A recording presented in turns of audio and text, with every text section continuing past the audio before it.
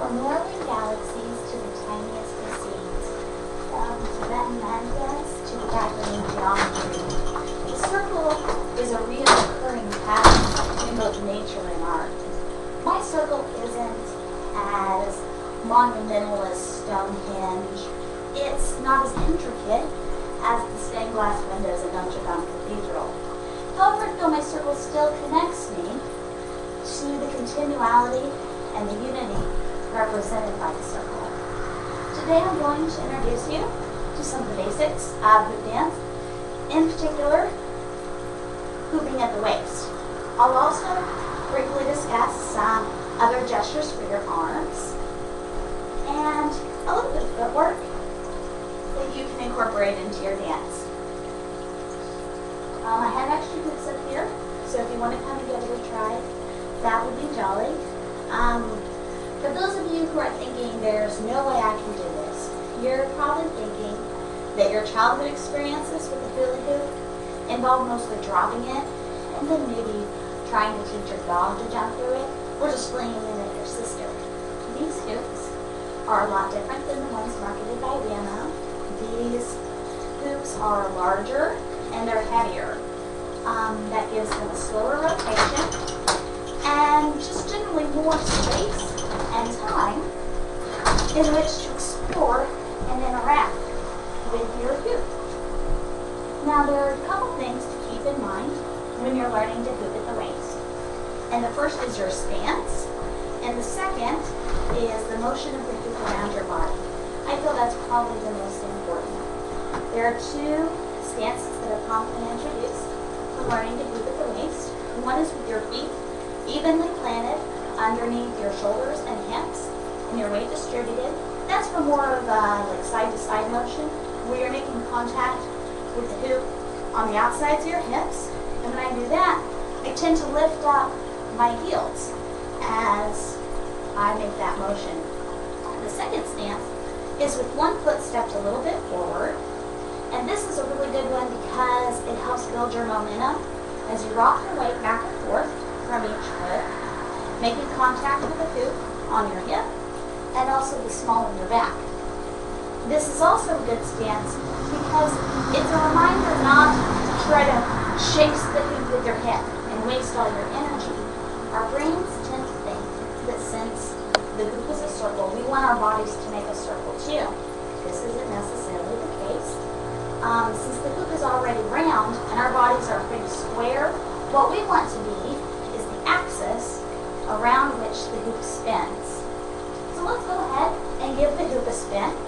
You'll want to hold it against the small of your back and pick any stance you want. There's a lot of dropping and starting over again in the beginning, so you'll have time and opportunity to experiment with any combination of ways to stand and move. Go ahead and give the hoop just a spin and become aware of the motion of the hoop across your body. This is probably the most important thing to keep in mind when you're learning to hoop. You'll feel the hoop make contact, and when you do, you want to give it a push. If you're hooping side to side, you feel it hit on the outside of your hips, and you're just pushing it. If you're stepped forward, you'll feel the hoop make the motion up on across your hip and the small of your back. And then once again, it's just a small push, front and back, front and back, front and back, front and back. Listening to the hoop is an important experimentation, I suppose. As you find your rhythm, you can explore it even more. And try to notice where on your body you're hooping. Are you hooping down low on your hips? If you move it up higher onto your torso, how does that change your motion? These are just all things to consider while you're playing your hoop, maybe exploring different angles. And eventually, woo, you can hoop up on your chest or down on your legs.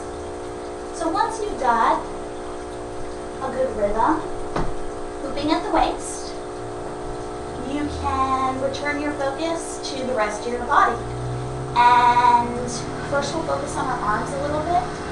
This is really fun because it really brings up the dance element of the hoop dance. You can just use whatever poses and gestures are comfortable and natural to you, like any form of dance. You can experiment with dropping your hands into the hoop. That's really fun. You just watch the hoop for open space, bring your hand in, and then back out. You can pose. You bring your hands together in a prayer position. You can lift them up to the sky. The possibilities are really limitless. Now, footwork, I think, is a little more challenging because the rotation of the hoop really cuts us off from our feet. So I like to sometimes stop hooping for a minute and just practice like doing steps and lifting my feet and lunges and just reminding myself that my feet are even there. And you'll learn eventually to walk with the hoop and step with the hoop and do lunges with the hoop and all sorts of fantastic things.